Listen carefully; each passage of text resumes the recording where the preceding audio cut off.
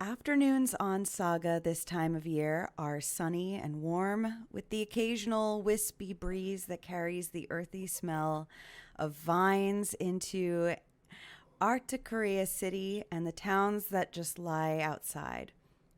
The Hide and Seek Lodge is just opening its doors for the day, while the owners and chefs at Comfort Cups, the local favorite lunchtime spot, is closed to prepare for the next rush. In the center of town, there is a hush of people going about their day as usual, while a few miles away in the city proper, machines whir with the tinkering of construction. Grist and Nim, you are within the center of town just outside the city proper. The Comfort Cups and the Lodge, as well as several other shops and uh, things about town are nearby. What would the two of you be up to on your average afternoon? At this time of day, Grist would probably be working one of several odd jobs to just help put money on the table and feed themselves. Mm-hmm. As well as Nim, though they're not sure at this stage if Nim needs to eat. Honestly, Nim doesn't necessarily eat, but I have a feeling that Grist has tried multiple times to get her to eat, just because it's like one of those things where, uh, due to the fact that she has the physical body of a child, a lot of people tend to kind of raise questions when they don't see Nim taking care of themselves. So, yeah. Mm. Then I think in that case, we probably find ourselves outside of this shabby looking apartment complex, maybe like on the steps of it, of like cracked flagstone, and Grist is standing kind of on the porch facing you and has like a little brown like paper bag that is reeking of food stuff, food stuff that they're like tentatively holding out to you. And as Grist stands there, we like look at them and we see someone who is built like the forgotten shadow of a powerful hero. They are 6'5" with these hard ribbons of muscle wrapping around their form like desperate armor. And they are a half-orc with this kind of colorless gray pallor of bleached ash kind of skin, and spider webbing across their neck, across their exposed arms, across their hands, and even across their face are scars of a darker gray, kind of like charcoal slashing across a bleached canvas. And her eyes are this pale, kind of lifeless, washed out shade of yellow. And they've got this thick, shaggy mane of black hair combed in this kind of lackluster way. Like they tried to school it into a kind of discipline, but then gave up halfway through. And these dark strands hang in her face as she kind of towers over you and holds out this paper bag. And yeah, Grist looks like she could have been a hero. She's built like one. She's got the tenor, the timbre, the cadence of a hero, but their skin is a little too bloodless. Their eyes are a little too lightless. There's something that's a bit hunkered, a bit withdrawn, surly about them. But they hold out this paper bag. Kids gotta eat. And when you see Nim, you see this very short humanoid child. However, sprouting out of their back is these sort of black wings that have these feathers that kind of flutter down to the ground whenever they move. They haven't really figured out why they're shedding, but it's been a thing for quite a minute. It's been kind of worrisome. But when you look into their eyes, you don't really see irises, you don't see pupils, but you see galaxies, you see constellations, and you see this depth that a child shouldn't have yet. And kind of flowing over their shoulders is this raven black hair that kind of like is in coils and spirals and whatnot. And their skin is like a russet brown. And they have the demeanor of someone who has lived eons and someone who has been through more than they should have. But at the same time, though, she still has the innocence of a child, and she has the innocence of someone who is young. And on her, what she's wearing basically are these kind of worn down clothes, something that Nim doesn't really pay attention to. And she's kind of she has this look about her that is worn and has been traveling. So she looks at the paper bag and they're like, I can't stand that stuff, right? I switched it up. It's different. I believe these are what the people here call Frenched fries. French fries. Mm-hmm. I, It's I very believe greasy. I believe I know what you're talking about. But remember the last time I ate grease? It didn't necessarily go well. Right, the combustion incident of last week. Mm-hmm. Grist slowly lowers the bag and just kind of like tucks it back into her workman's bag, like this kind of patchy saddlebag just by her hip, and closes the flap. Dang it. Well, how about I give you some money and you can get what you want from the town square? We can meet up after work. And Nem takes a moment because she knows that Grist is trying their best, and she nods and is like, mm-hmm. All right, kiddo. Remember, stay out of trouble and don't tell anyone about your past. I'll try my best. And Grist reaches into a pocket and fishes out these greasy, like, kind of paper bills, which I think is maybe, I don't know what the currency is like here, but it might be unusual to use material money or like a bit outdated. Yeah, it's usually all electronic credits at this point in time that are, kept on little drives that everybody carries around. It's like using Paper. it's like writing a check at the grocery It's store like- today. Yep. Yes. I haven't done that. But yeah, it would be a little outdated, but not totally unheard of. I think Grist insists on being paid paper money. Like, they refuse to take digital currency. So they take out like actual coins and actual paper, which is like super, super archaic at this point, and they like forks them over to you. So it's my understanding that you give the money to the person that you're trying to buy items from, right? Yes, you can't just take stuff. Oh. Well, that's kind of happened a few times, but I can't really do anything about it now. Yeah, I know. It's okay. We'll just lay low. There's a lot of people with wings here. We'll blend in. Okay. And All right. if you need anything, let me know. Yeah, sure. You'll be the first to know, kiddo. And Grist kind of pats you on the head in a maternalistic way, almost like a older sister, really. Like pat, and then like rolls her shoulders back, sort of pulls herself up to her fuller 6'5" hunkered height, and like smooths down the front of her sleeveless leather vest that she's got on. This kind of raggedy, honestly, almost a little like agrarian looking, like brown leather vest that looks like it was made from like actual real leather and not like bioengineered leather, right? And she's got this kind of like hard, scratchy tunic underneath, tucked into these like trousers and a belt and these thick, hardy workman's boots. Like, she's dressed down, like very much like just a regular day laborer. She nods and she turns and she goes off to work. At probably whatever big corporation is running a lot of things here. Yes. So when you go off to work, as you are heading off, you see running kind of towards you a little bit stumbly is this short of stature Isoki that is sort of field mouse like in appearance, feet a little bit bigger than the rest of their body proportions, and their overall pants like kind of hang down over their feet, and as they're like running over to you, they sort of stumble a little bit. And then catch themselves, pull themselves back up.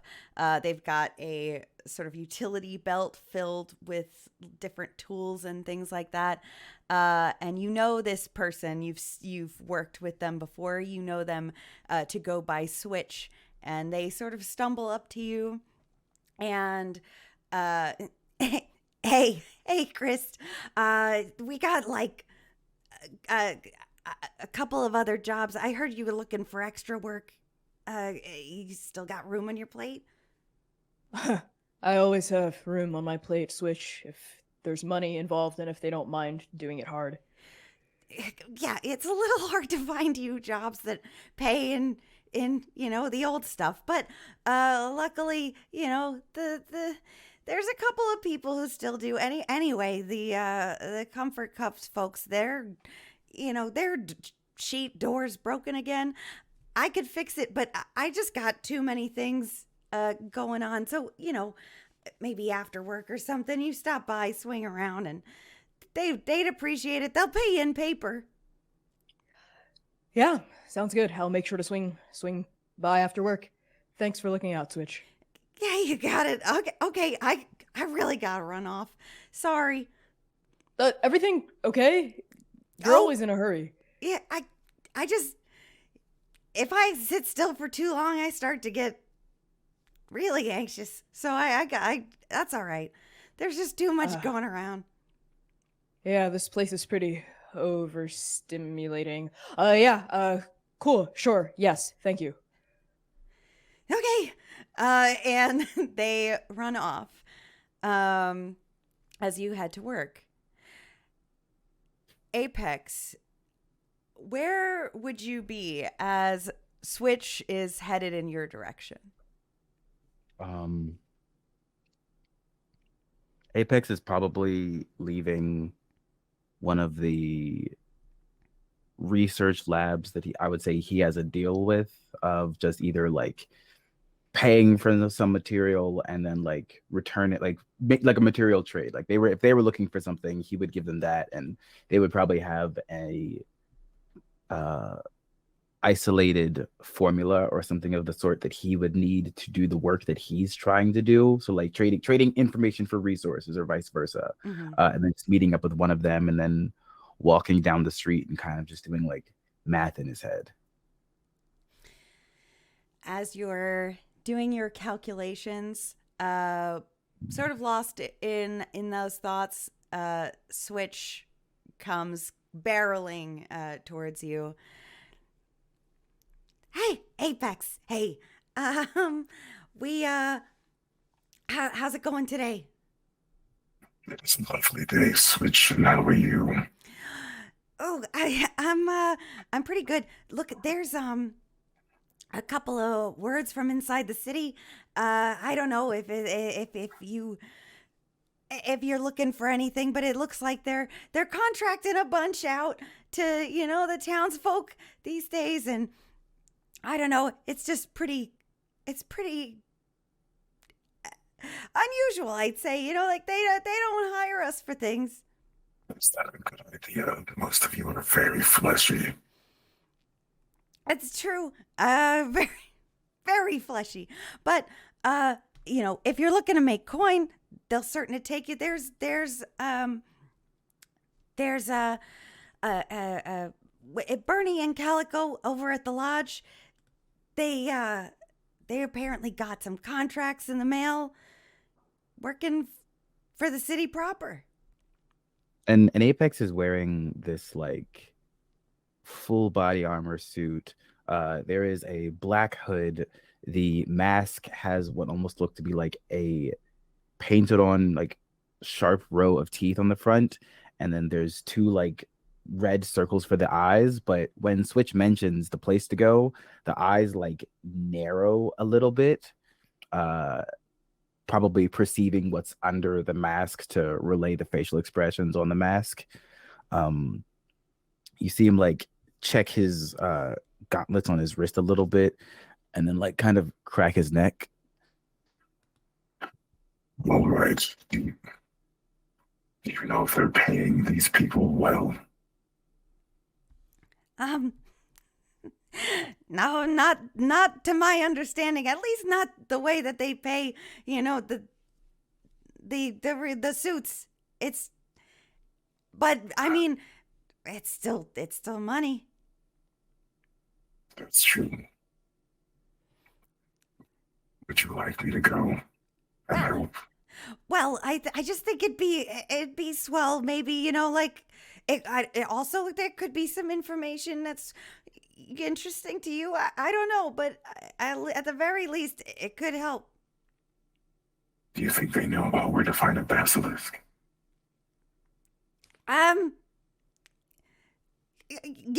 Calico might. She's been around. Switch, you even know what that. I see. I didn't expect you to know what that was, but you're a smart one, Switch.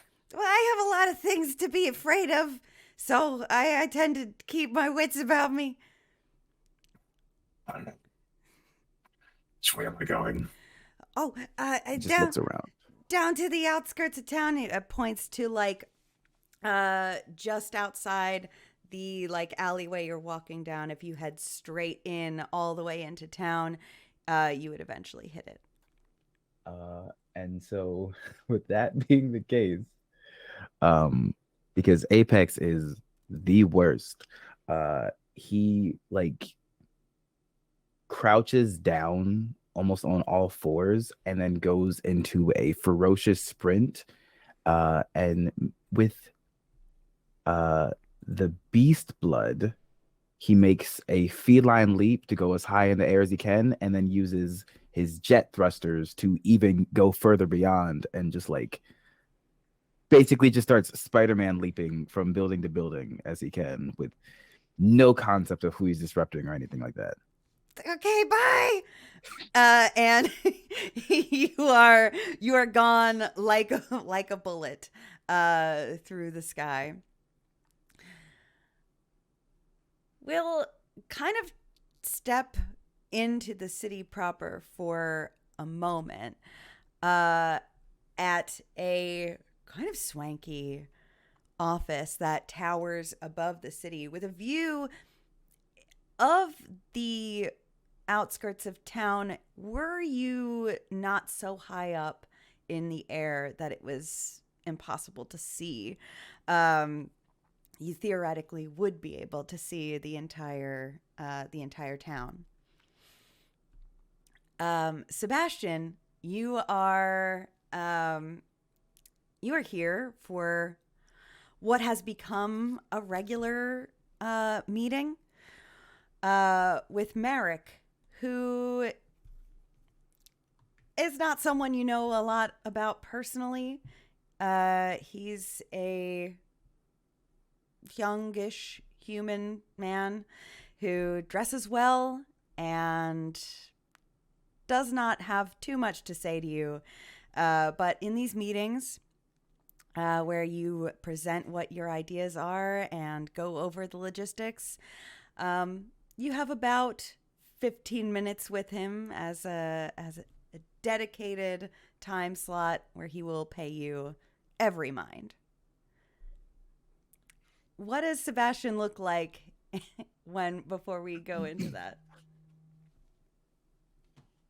So, sitting in this weird hybrid of overly anxious but very confident in what they're about to talk about, this 5.5-foot large silk moth whose fur is extremely fluffy but has this deep brown wooded texture. Their wings have been almost tied to the back of them, these half crescent moon shapes that almost gild their wings, and there have been these tattoos of almost this like tapestry of what seems like a medieval banner showing this like journey of a family, and if you look deeper, it's seemingly a group of families, and to the point where it's almost this like these tattoos of an entire city that splay across their back. They're wearing an as buttoned as it could be. Their fur on their chest kind of puffs this white shirt out a bit too far, but they've tried to do up this shirt without being super uncomfortable. They have one like deep black moth eye, and the other one of their eyes has seemingly been replaced by a camera shutter.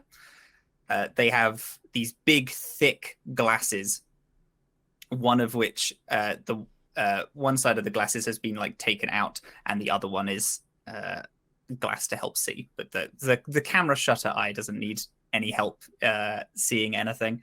They have these big ears, spined again like a moth.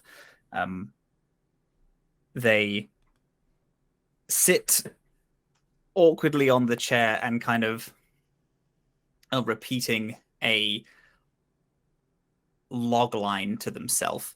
They keep repeating like similar words along like the same topic, and they're like, no, not that. So what it's about is it's a family story about, and they keep pitching to themselves, almost trying to refine this small pitch in their mind. Sebastian. Yeah. You ready? Whew. Yeah. So I am from Saga. I was born and raised here. I love the city and I love the people. And my parents are both from Saga. My grandparents are. My great-grandparents flew here in the old way from Nerd Noir. They seceded from the Hive and the Queen, and they sailed on a ship through the space in between into Asia, and they settled here. I love this city, and I love its people, and I wanted to tell a story that is about the people here, and everyone is so connected and in a real communal sense. Even, no offense, but even big corporations can't get in the way of this connectivity that everyone feels. We have markets, and this.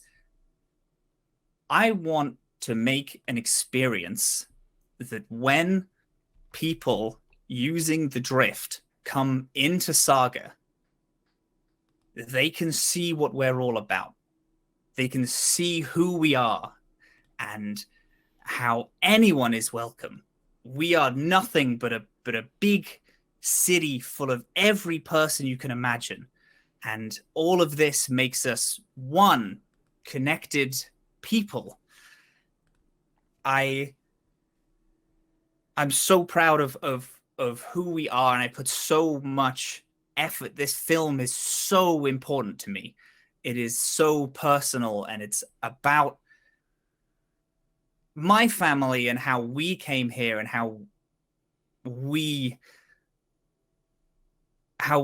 settled our roots. Yes, but it is about Saga.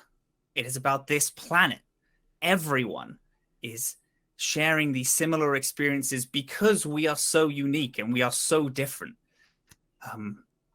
It's part documentary and part non-fiction. It is part written about my great-grandfather's story, and it is also interspliced with interviews of people from Saga and why they love it here. This is the biggest project I've ever taken. And I know that I can't fund this myself, but I hope that you will be able to give us the backing we need to tell a story that is going to connect with people for generations. Hey, that's great stuff. I mean, look, we're just the money guys. That's why we reached out to the smart, clever creatives like you. Yeah. No, we're just here to support you with the resources that you need, obviously. Look, it sounds great. It sounds like a beautiful project. Really, you got me right here with that stuff about your Thank you. great grandfather. Yeah. That's, I mean, I also love Saga. So truthfully, I get you. But I think however many credits you need, I'm going to give you blank stick. All right? You take whatever you need and you just make this project happen, make it good, make it whatever your dreams are. I trust in you. You've got that kind of spirit. Merrick, yeah, thank you so much. Thank you. I like absolutely. If there's anything I can do, I'll absolutely be down for it. I appreciate it. Thank you so much. We're really gonna make something special. Oh, you got it. I have the utmost faith in you. Before you run out of here though, here, and he puts a credit stick into your hands. Do you have hands? Little furry. You got little paws, furry yeah. hands. Okay, good. Puts a credit stick into your hands. Look, just as a personal favor to me, it's no, I don't care. It sounds like your project is perfect as is. Seta unmentioned though, they just want to get a beat on how the people of Saga are feeling about, the new project under Maya Ipskin, the vertical plates.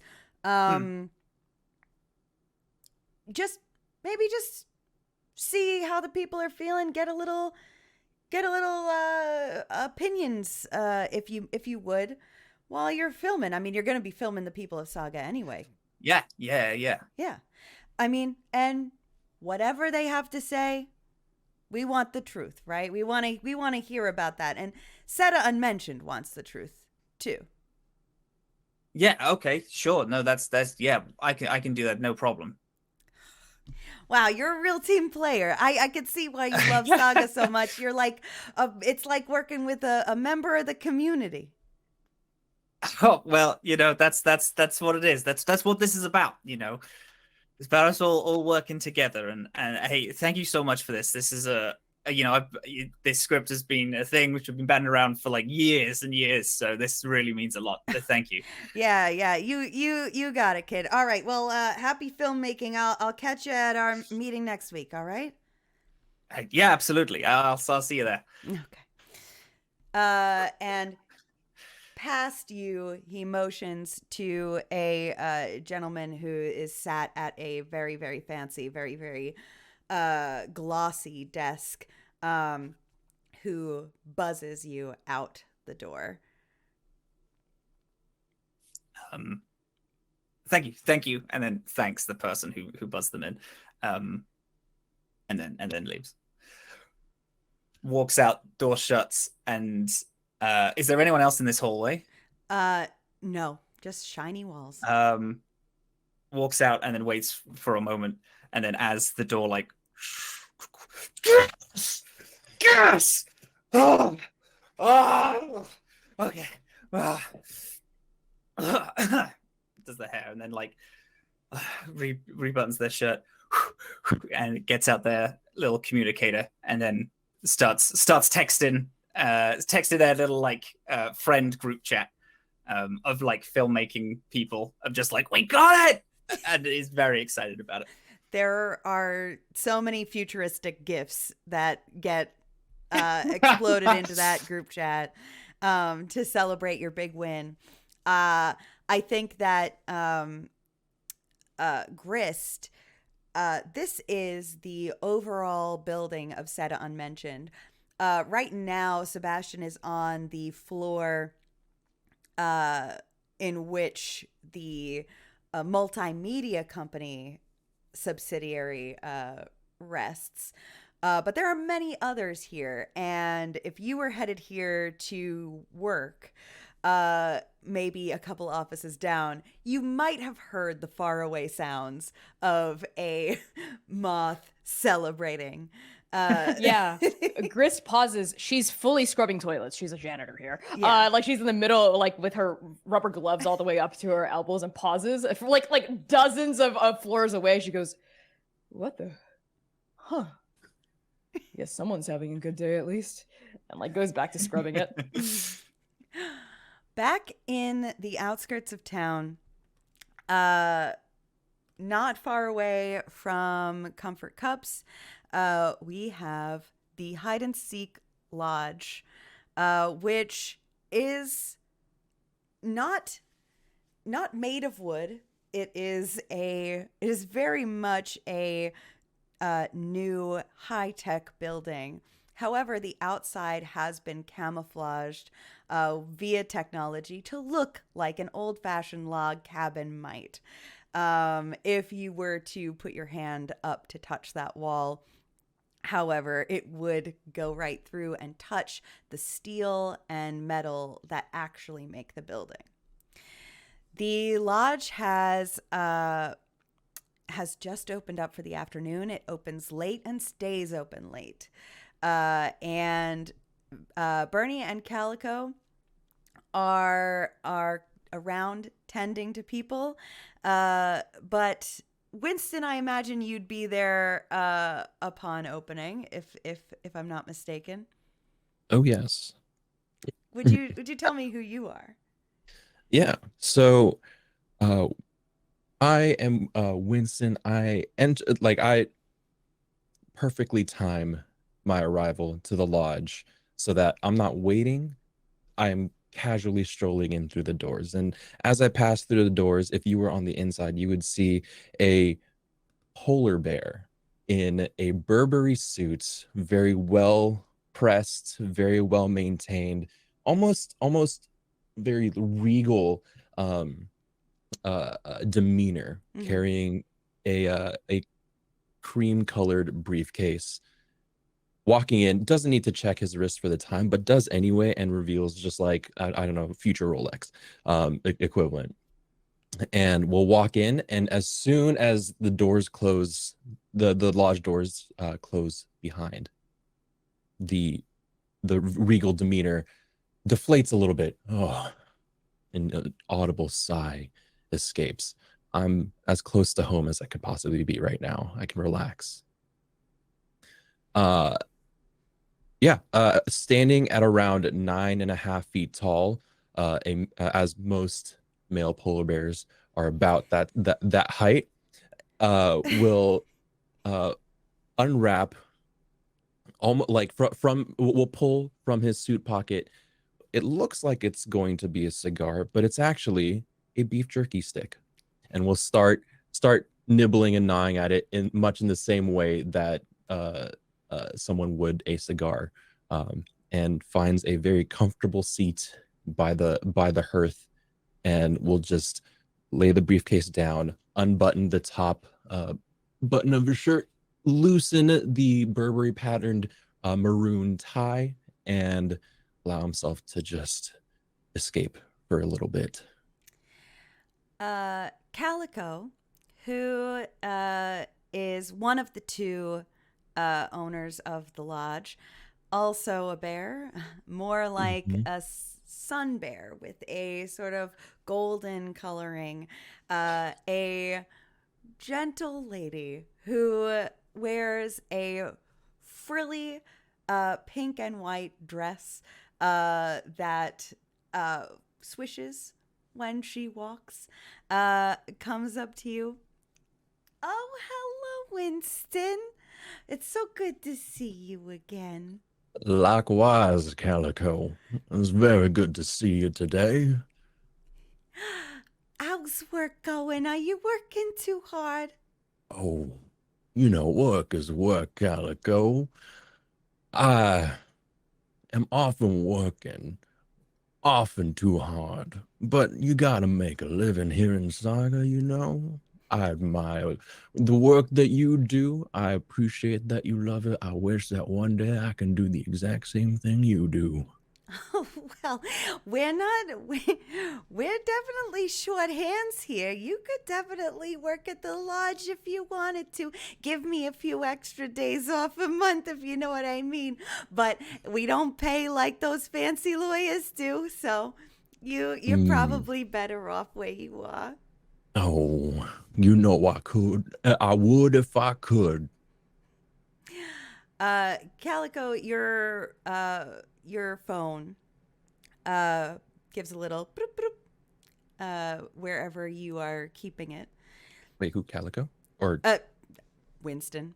Mhm. Sorry, I'm Calico. Winston, your phone gives a little broop, broop, and goes off. if you will, I'll check the future Rolex and see that it's a notification from someone that might be really important. If you would excuse me, Calico, on the topic of work does call. Oh, you're such a busy bear. I'll be back with some hot towels. And she walks away, gathering some little goodies and passing them about to the customers at the lodge. I will smile and then put my beef jerky stick back into my pocket, save that for later, pull out my phone and check the notification. It is from Marek, who Marek. works for Saga Unmentioned. Not exactly someone you normally work directly with, but you're on this present project together. The text says, the film guys coming into town is going to start asking people about how they feel about the mayor and the project. Please make sure that the terms are strict before they sign. I'm going, so that's in a text, right? Mm-hmm. Okay. I'm going to read it, roll my eyes. Very, like if any, like it's all like if you were looking at the back of Winston right now, you could tell that Winston's rolling his eyes. And will respond, are you sure there was no one else with any expertise in film that could be on this project? ? Respectfully, of course. You get back, respectfully, no. I will text back, where can I meet them today? And they just send you the contact details. Figure it out. Okay. I see that. I will respond, confirmed, heading out now, and I will put my phone away, tilt my head back, big old bear sigh. Ugh.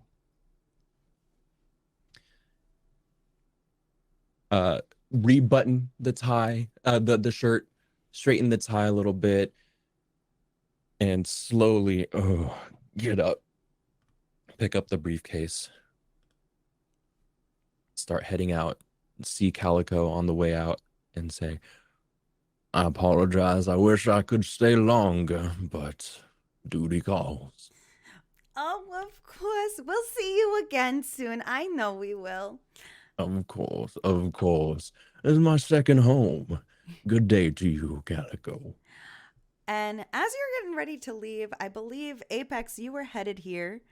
And you would make it around at this time. Are you going straight in, or what's Apex's plan? He'd be going straight in. Just like kind of curious. He wants to see potentially what kind of people are going to be here, and make sure that they're not just gonna take this job because they want money and then get in trouble. Like it's like, yeah, I'll go do this thing, and then it's like 6 children who decide to fight a demon, and it's like, oh, damn it. As you walk in, before either Winston gets to leave or Apex has really approached anyone, The TVs on the lodge, which are all playing like a sort of idle music station that's playing, different tracks of popular music around, switches off of music and switches to a commercial. And I am going to drop something in our group chat that I Okay. would like you to listen to. And it is not something that you all can't listen to, as anyone who is near a television would be hearing this right now. So, Sebastian, if you're on your way out of the building, it would appear there. Gris, it's playing everywhere in this building. And Nim, even in town, as long as you're near any sort of monitor, this comes along. Ooh. Driftcore travel has opened up the universe in ways we never thought possible. Like the universe, Saga is expanding, and we can't wait to reach new heights with your help. Support the expansion of our vertical real estate. Vote for Mayor Ipskin and help Saga reach the stars.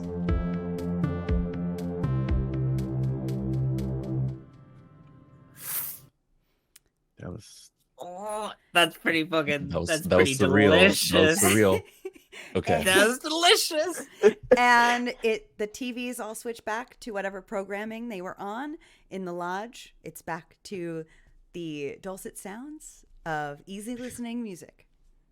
I think I feel like Winston's heard this before. I think like he was in a bunch of the meetings in the in the room when this was first pitched and has been through a few iterations, and so to him it's just noise at this point. He knows it's coming, right? So unfazed, he's continuing to walk through while everyone kind of like, oh, this is new, like looks at the televisions and stuff. So we'll definitely get to the door, I think, as Apex is coming through, if that's cool.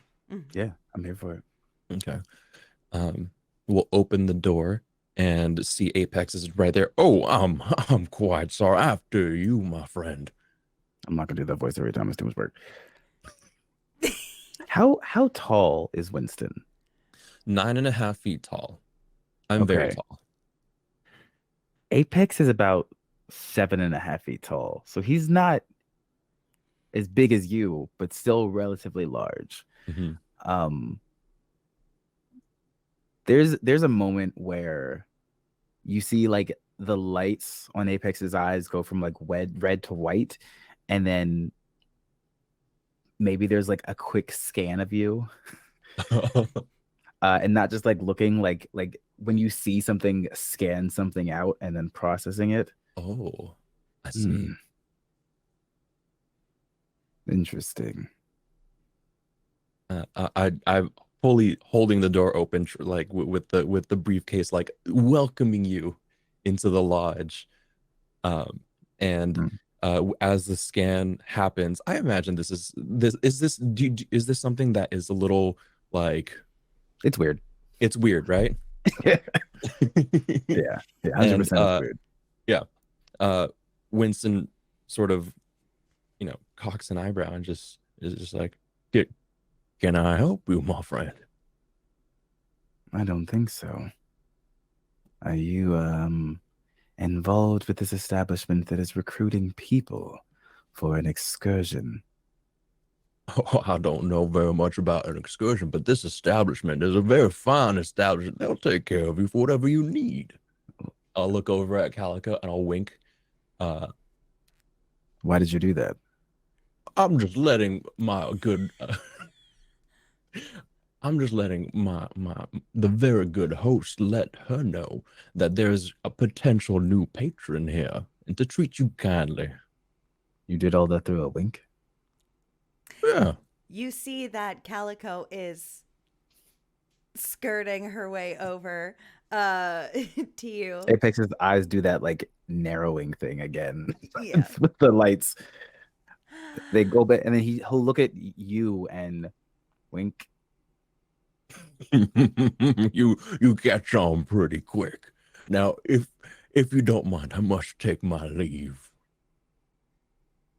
Good luck. Happy trails. And I will puzzled look and then just be on my way. So, a storyteller. Yes. Can I use my blind sense scent to see if I can smell what's inside of that case? Yes. Yes, you can. Is there a role associated with that skill, or is it just a natural ability? I believe I it is. can use.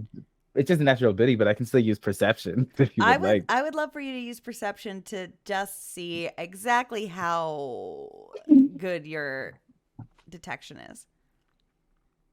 So that is a 20 on the die plus a bonus of 14, so 34. Wow, Yeah. amazing. So You want me to describe what I keep in my briefcase? what do you keep in your briefcase, Winston? Okay. It's future tech, so it's future times. So there's not very many paper things, maybe People of paper.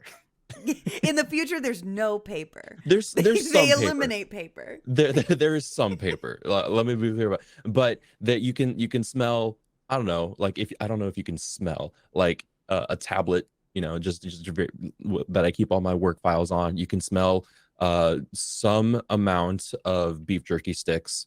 You can smell ink, and you can smell some documents, and in particular, I don't know how well your smell senses are. They're pretty good, right? You can pick up the chemicals of very official notary ink.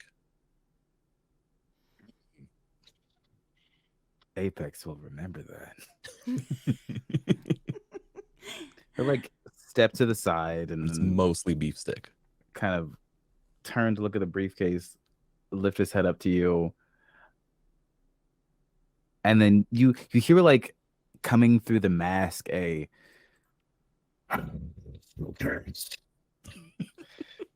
registering that this gigantic bear person is just carrying beef sticks in like 30-33. All right.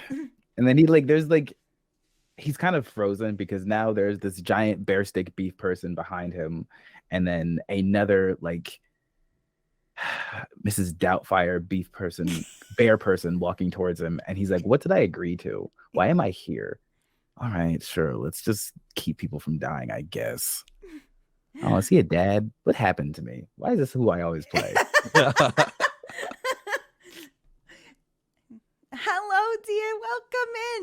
Welcome into the lodge. What can I do for you? You want a seat? You want a chair? Or do you want a private booth? What do you need today? A small friend of mine told me that you were gathering people here to look into some excursion. Oh, you talked to Switch, huh? Okay, Yes, yeah. I did. So, Why do you seem concerned? Wink. okay. Well, it's just that we got these contracts left in our mailbox just this morning, and we really... Is my visor not working? Why are you acting weird? The bear told me to do this. Winston told you to wink at me? I'll Yes. talk to him. I'm a married woman, so What? it's all right though. Look, so we got these contracts, and your Switch's friend, the one that they said Apex. Oh yeah. Well, they said you were interested in all of those kinds of science things, so I figured I'd show you. Switch seems to think you're pretty trustworthy, and frankly, I don't know who else to show. Lead the way. She brings you into a back room of the lodge, an office. When you open the office doors, the pretense is the hallucination, the illusion of Very different. the illusion of the log cabin feel is no longer present in this office. It is a modern office with a holographic computer screen on the desk and a very, very confused, tired, disgruntled looking bear, another sun bear as well, who is hunched over this desk, swiping through a very long document that's going across the screen.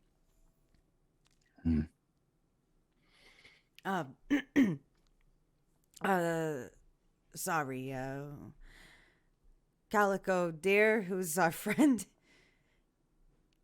And she said, oh, this is Apex. It's Switch's contact. They're here to maybe look at the things and see what's going on here.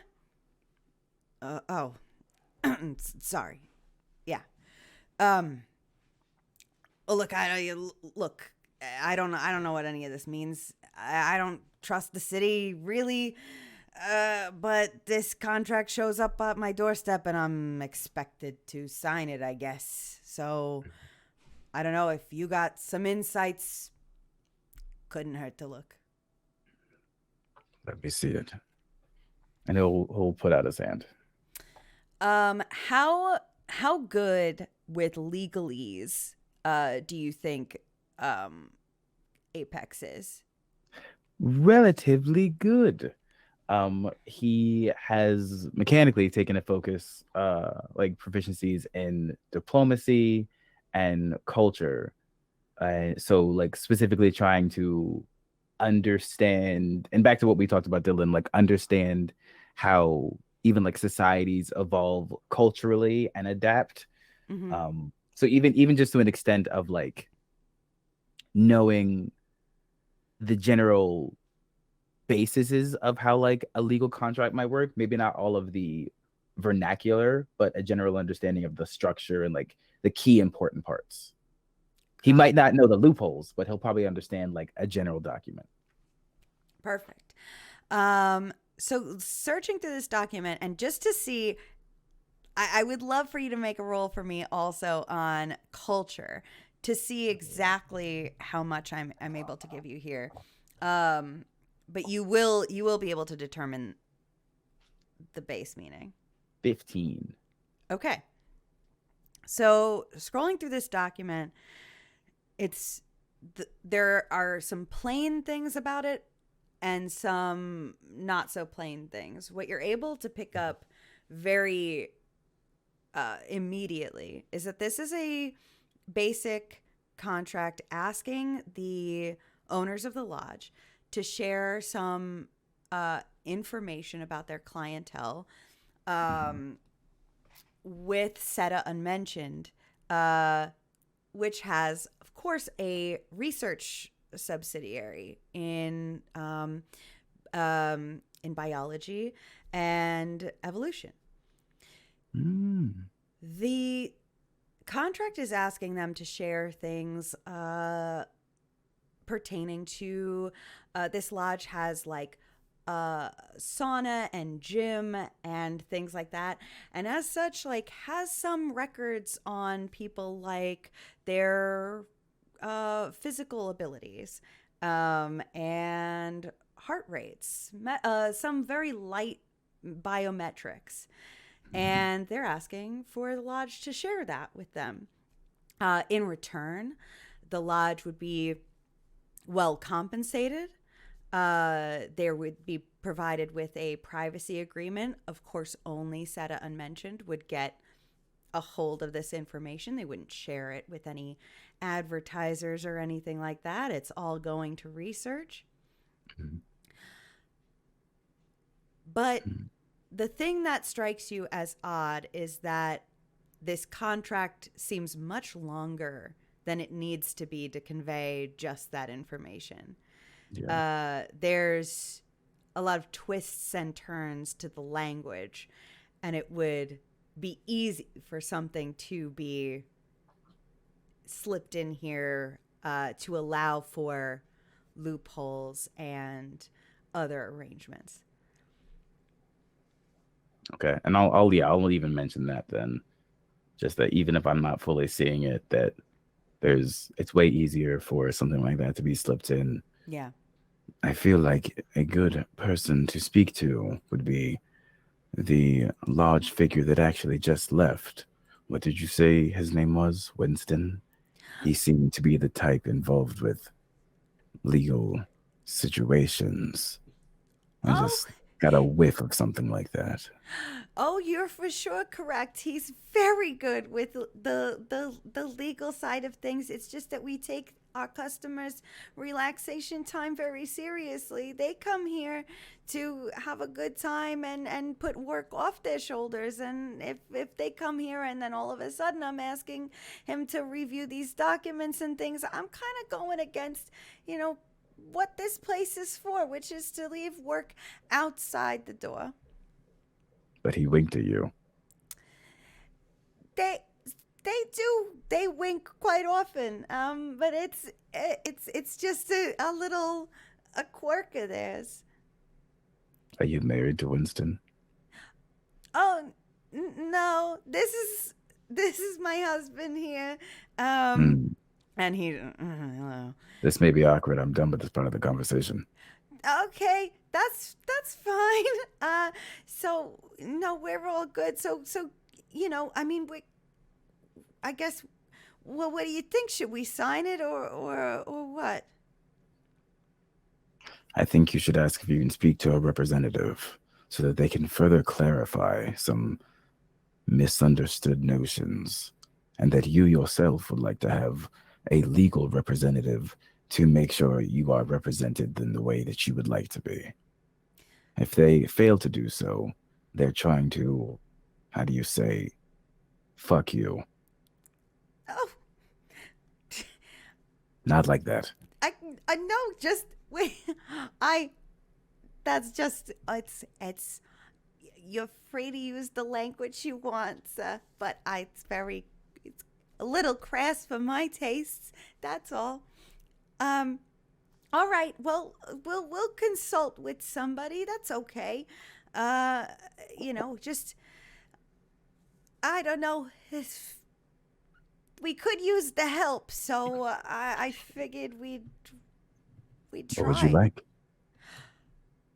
Well, they're offering a significant amount of money for this info, so I might How be badly do you need the money? How much are they offering you? They're offering 10,000 credits at first, and then there's a contracted fee for more a month. GM, is there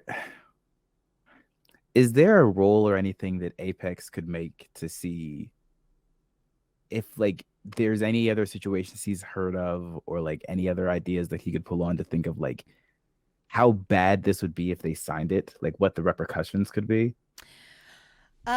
Yes. So okay. Something I would love for you to do. Would you make a sense motive roll after having read this contract? It's a 21.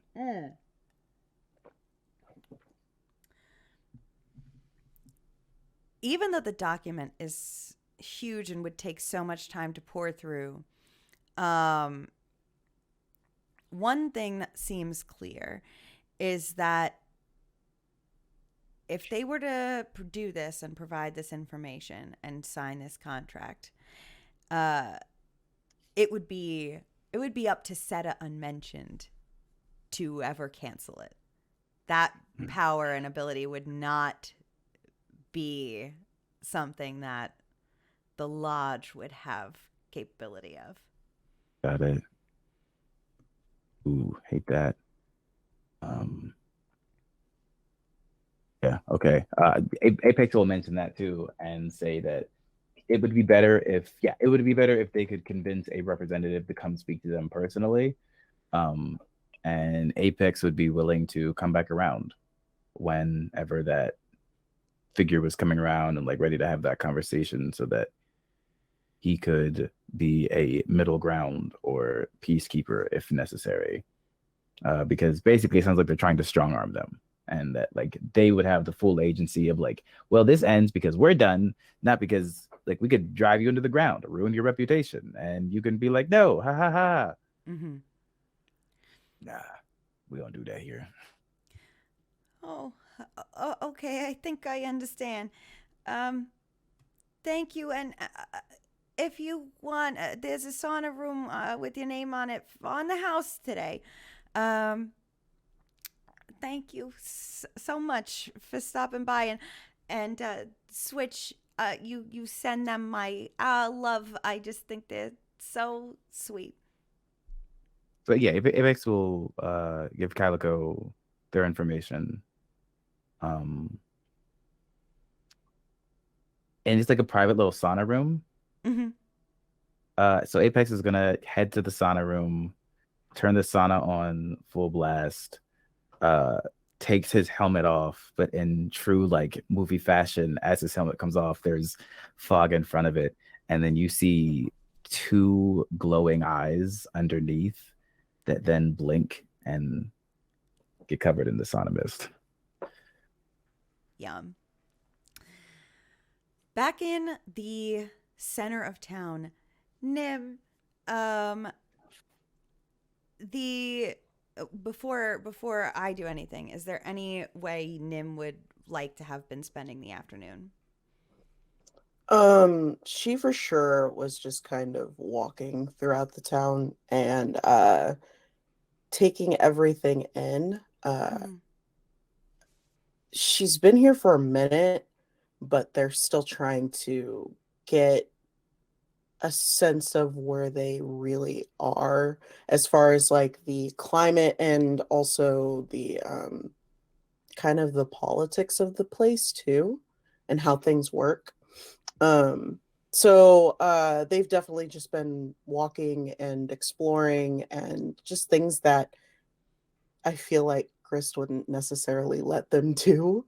And just as far as like protection goes.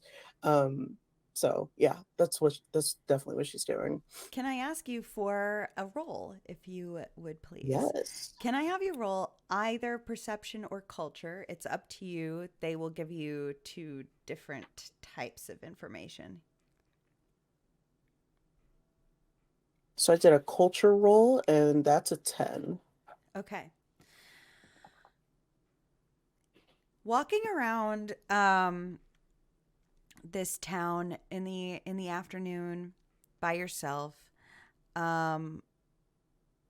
everything seems vaguely familiar in a way, the way that people walk with purpose to their destinations, the way some people hold each other's hands as they travel, things that just have this vague sense of familiarity and comfort. Far away on like the outskirts, the peripherals of your awareness and your vision, there is something akin to dread, anxiety, but you can't discover the source of it yet. But there is something far away that is vibrating almost with this sense of impending consequence and dread.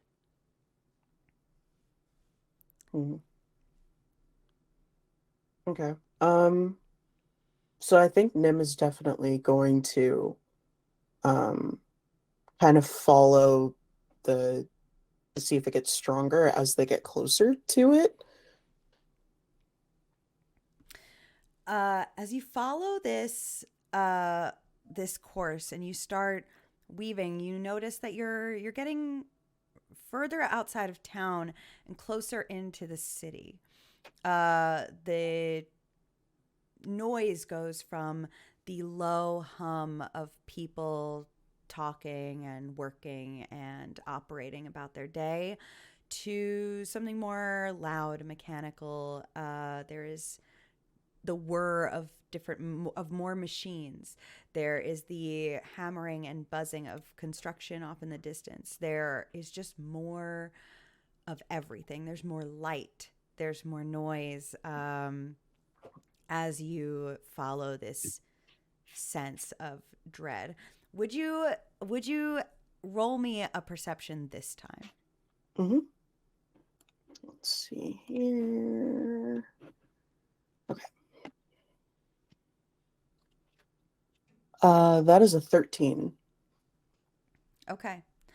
The thing that you notice the most as you get closer to the city and following closer to this sense of dread is the appearance of more and more of these big, enormous electronic monitors displaying advertisement after advertisement on loop. Occasionally, it's the one you heard before in town, but it's also many others for many other things. And there's something that keeps repeating and repeating and repeating, and it is the smallest print of funded by Seta Unmentioned. And that is on almost all of these little billboards that increase as you leave the town and enter the city. Grist, you are just about due to get off of work and heading back into town. You may run into Nim quite far away from where you normally find them. And actually, like, inside the city walls proper, sort of wandering and observing. I think as Grist got off work, there was a period of time when she was like pushing her janitorial cart like down these hallways, like heading it toward the break lounge to like store everything with the rest of the custodians, when all of the monitors in the hall had flicked over to that commercial that we heard over the airwaves earlier. And when that happened, while Grist was still alone, like in these halls, she had frozen and yanked her head to the side and stared. And as the commercial played, especially as I said, driftcore, we see just like a pulsation of light flare in the pits of her colorless dead eyes, just kind of go up for a second. And like a little bit of, what is that? Radiance? What is that?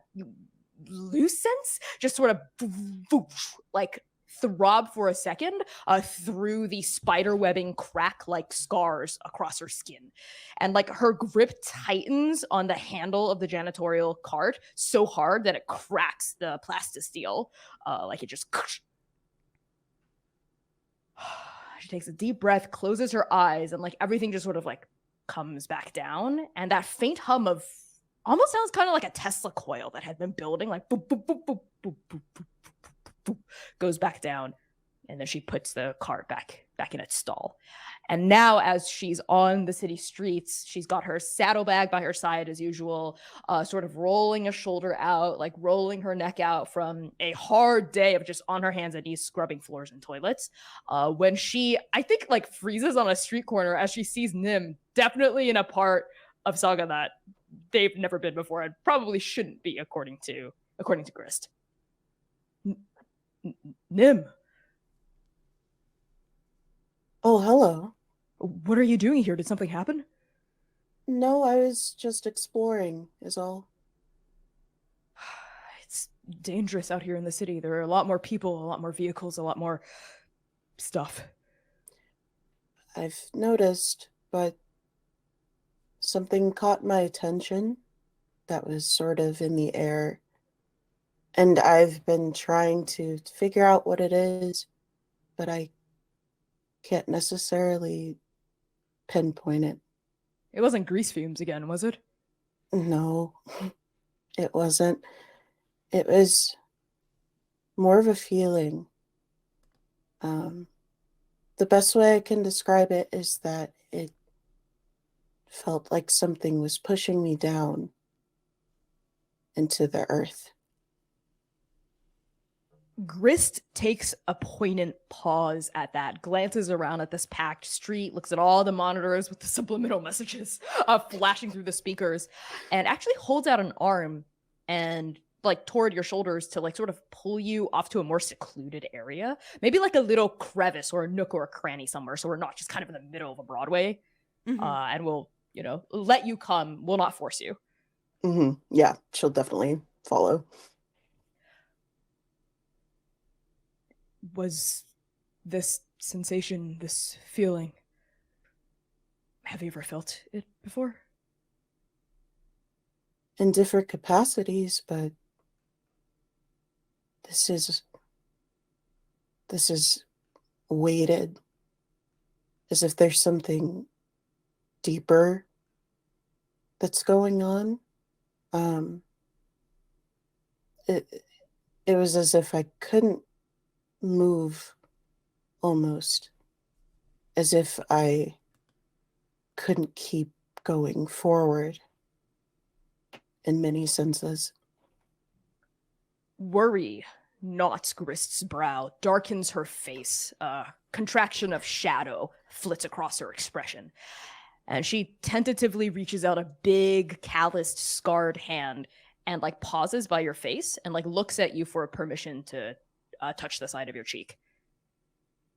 And she places her palm against your cheekbone.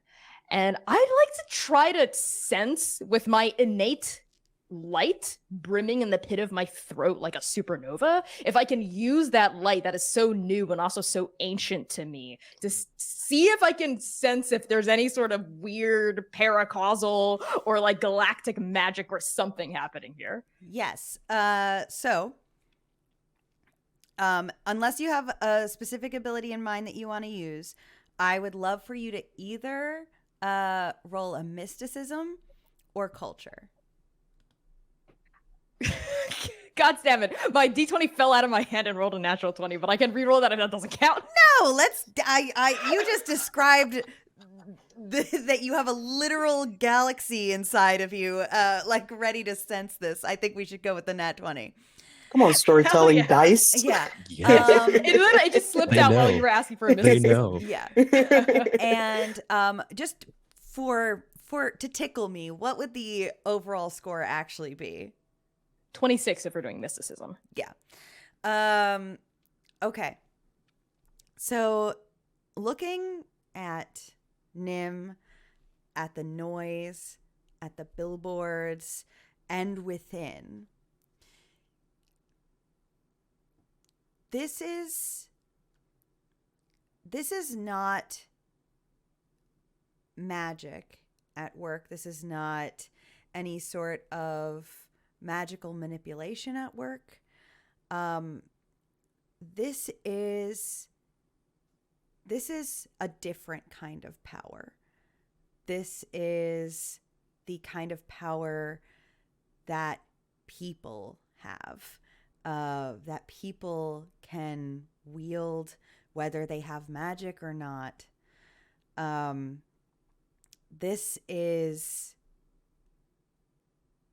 the overwhelming amount of wealth and control that you see as you see the name of the company that you work for, with whom you barely interact with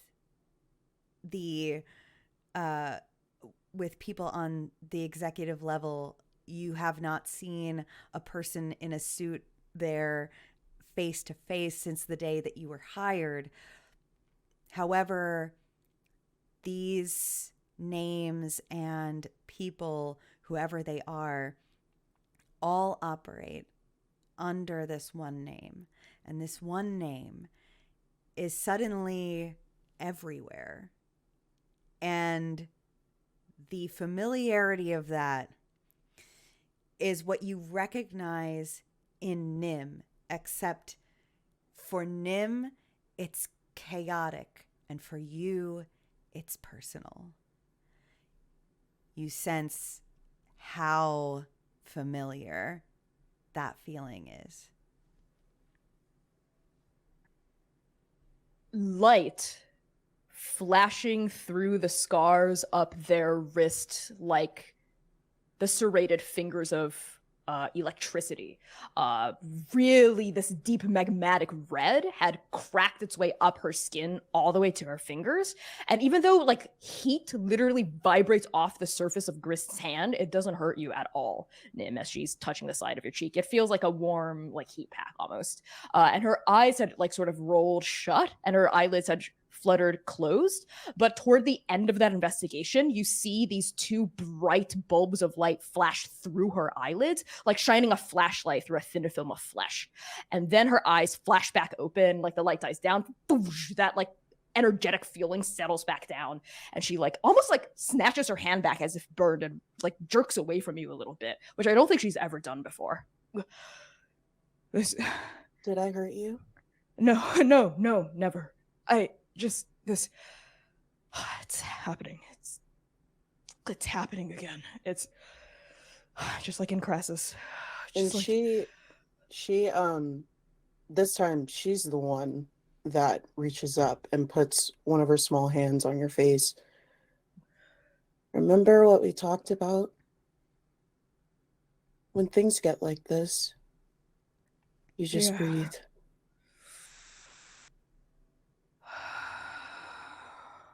And on that deep, ragged exhale, we see like, I think tendrils of smoke and heat that had started to coil off of her leather vest, like settle back down and sizzle back down. Right. It's just, Nim, this place, it's got its problems, sure. It has its ugliness, yes, but it's also so beautiful. Like Grain 962 was, like other planets in Crassus. And for it to happen again here, we can't go through it again. Chaos is beautiful in some ways, but at the same time, it destroys a lot. But I mean, all that matters is that we still have each other, and that's something that we need to focus on. From the mouth of babes, I suppose, what Ma always said. I mean, technically, I'm not a child, but... Right. Yeah, and I'm not a older sibling. I never had siblings. But Nim, it's always the same culprit, isn't it? It was Crassus Core back home, and here it's that. And Grist turns her head toward one of the huge billboards flashing the subliminal message of Seda unmentioned, Seda unmentioned, Seda unmentioned over and over and over again. And you see a steely set of her jaw. She just pins her gaze upon it. This is a reminder, though, that you cannot carry the world's problems. I'm not. I just have a specific notch on my shoulder. I need to get out. I'm not going anywhere. I never let you. You know, you're the best of us, Nim. Everything I do here, everything we do here, everything I've ever done ever since, you know, it's been for you. And I know you have feelings about that. You tell me my life is worth something. You say I'm worth something, and I appreciate that, Nim. And when you say that she's the best of everyone, like, Nim is very... It's not that there's nothing there, but she's not very expressive. But for a split second, there's a flash of something that goes across her face. And they look a little confused. Like, why did that just happen? But then they kind of push it down and they sort of continue listening. Look at me, Nim. I'm a dead woman walking. If I can take out as many of those bastards on my way back down to the grave, I will. Just don't kill yourself trying to do it. Right. Yeah, but it's gonna take a lot more than just, a couple of shitty guys in suits to take me down. You don't have to worry about that. You are very stubborn, yes. Yeah, Paul always said my stubbornness is what would keep me alive. I guess he wasn't wrong. Do you hear them? Feel them? I mean, at all in any way?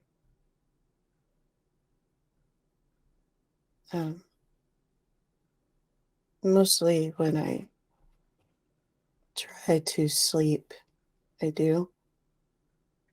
Did they say anything to you about me? No. They just stand there, staring. Nothing is really said. And I sort of see it as they aren't ready to say anything yet. So that's why I try to be patient. Right. Right. Yeah. Well, if they do say anything, you'll let me know, right? Of course. You have my word. Thanks, Nim. Oh, I picked this up from the concession stand.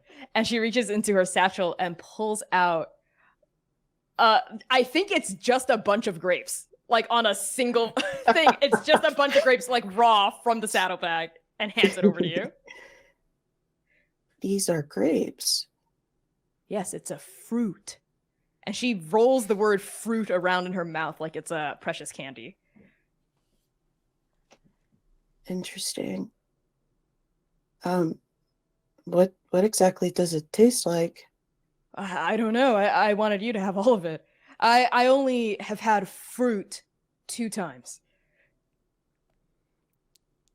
Thank you. Yeah, you're welcome. I hope you like it better than the French fries.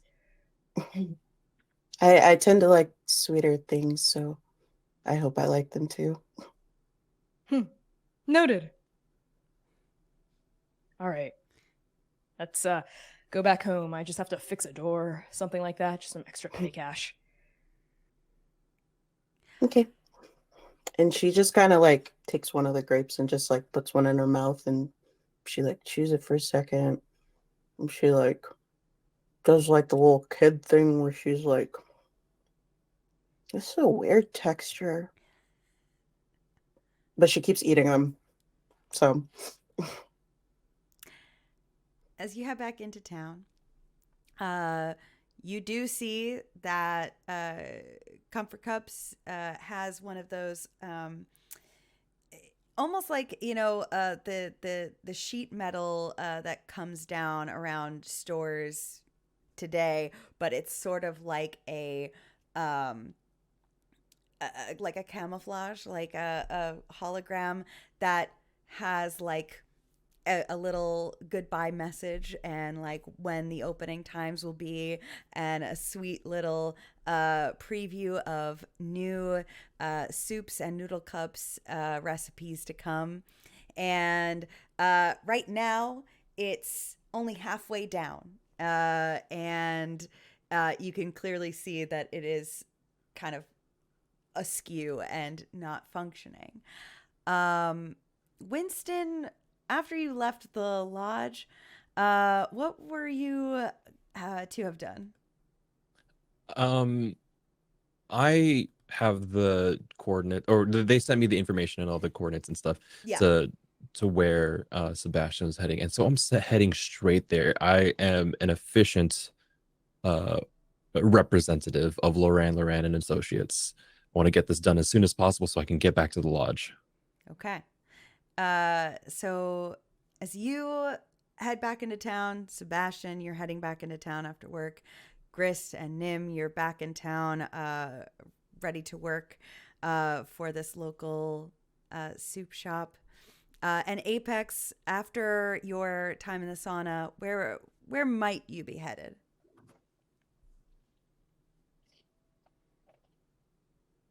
I think Apex is actually just wandering around trying to think of what those people want out of Calico and the company. Kind of just like sitting with his thoughts at that point. Because if he's like running calculations and like tests on the side, then he's kind of just wandering around to see what's going on at the same time while like processing. Mm-hmm. So throw me wherever you want, TLDR. Really quick, what is the lodge's name again? The lodge is Hide and Seek Lodge. Great, thank you. There are, for now, because the city, most things close in the early evening. This laboratory, this research facility, definitely would be something that would pique your particular interests. But it's likely that it's shut down for the day. However, it's possible that other businesses in town have gotten similar, if not the same contracts. So I would say that for the evening, if you're following that thread, town is a good place to go. Yeah. Okay. I'm writing notes because you've said so many things and I actually want to pay attention. Well, that's not true. I want to remember. Right. Able forget. Right. Yes. As the sun goes down and you all arrive in your particular places around town, this part of the neighborhood is quite alive at night. People are out. They don't really quite go back into their homes right after the workday ends. People tend to, especially while it is this nice out, spend some time outside. There are these large swaths of grassy knoll between all of the different businesses and buildings about. And people tend to spend a lot of time out here after work, eating their meals outside even. Some people just talking, playing, betting games, and either just decompressing on the end of the day. And I think this is where we'll wrap our first session of Saga and pick back up with everybody in relatively the same place, which I'm very excited about. I've never written more notes in my life. There's so many names, so many people, and so many companies. Don't apologize. I just forgot how hard the future was. The future is hard. It's true. Man. Can I just have everybody go around and say who you are and where else we can find you before we wrap this episode? I will start with Matthew. Hello, beautiful, wonderful people. Thank you so really much for listening, watching to our first little game. And me, I played Sebastian, the little moth filmmaker. I'm Captain Krail on like all things and everywhere. I also GM the Atomless, which is I don't want to say main, but like the other one of these. Plot, yeah. The other one of these. Yes, I'm Captain Girl on everything. If you type my name to a search bar, if it doesn't come up, I don't use it. But yes. Okay, that's it. Okay. Christian. Hello, everyone. My name is Kappa. Christian is also okay, and dare I say, encouraged too. You can find me on Twitter and Hive at the Kappa Chris. And I don't know, I'm in a bunch of stuff, but the main things I want to present to you today are a couple of podcasts that I'm on.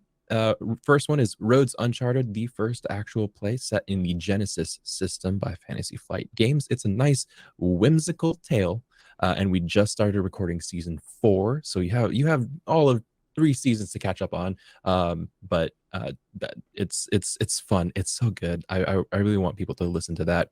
I'm also doing a podcast with Brandy Rose called To Be Movie or Not to Be Movie, where we watch, react to, and play bingo alongside B movies, and we deconstruct them and talk about them through the lens of marginalized identities, because we don't get enough of that in the movie podcast space.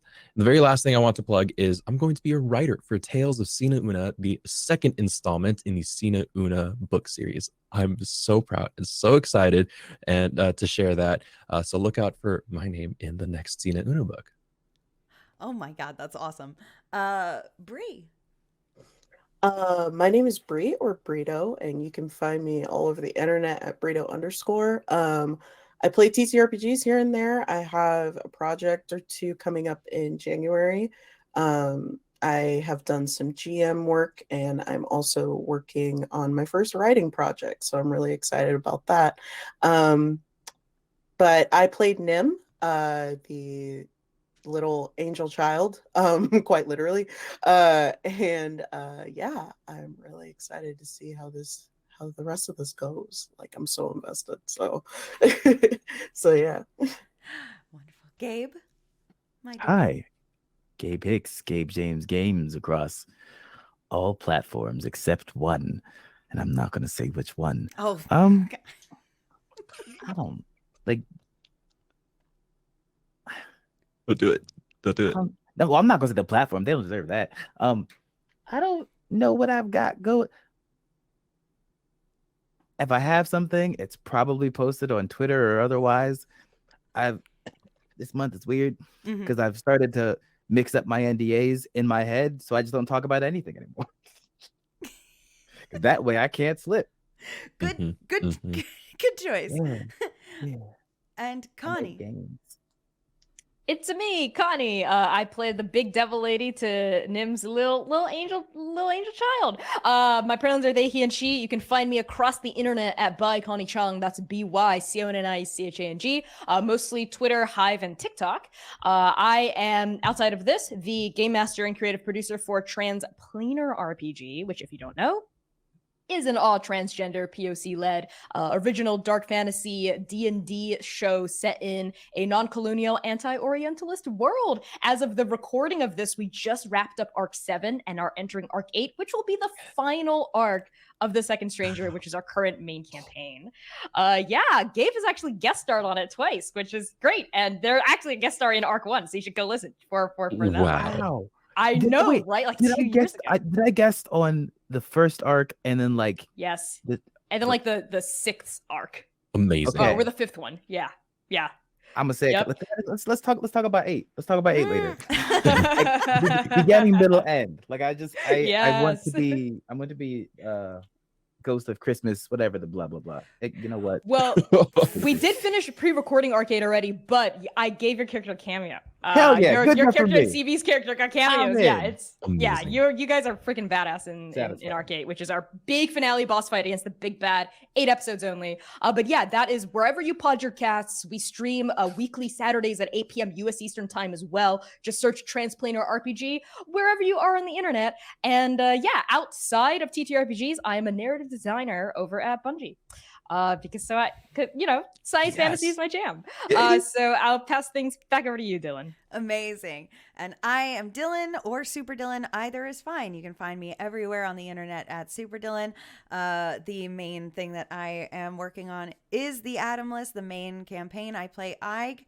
And for this Journey to the Distant Past, I am our GM. And we will see you next week with another trip through the Atomless Sea.